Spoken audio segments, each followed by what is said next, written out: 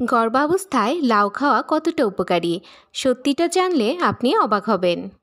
লাউয়ের উপকারিতা: ১. শরীরে পানির ঘাটতি পূরণ করে হাইড্রেশন ঠিক রাখে। ২. ঘুম না হওয়া, গ্যাস, বমিভাব কমাতে সাহায্য করে। ৩. ভিটামিন সি, কে, ফাইবার ও অ্যান্টিঅক্সিডেন্ট মা ও বেবির রোগ প্রতিরোধ ক্ষমতা বাড়ায়। ৪. কোষ্ঠকাঠিন্য কমাতে দারুণ কাজ করে। লাউ কেন নিরাপদ?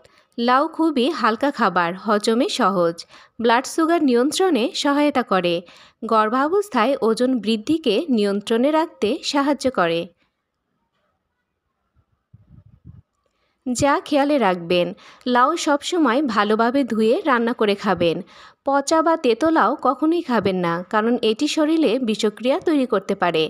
মা ও শিশুর জন্য লাউ একদমই নিরাপদ, উপকারী এবং প্রতিদিন ডায়েটে রাখার মতো দারুণ একটি সবজি।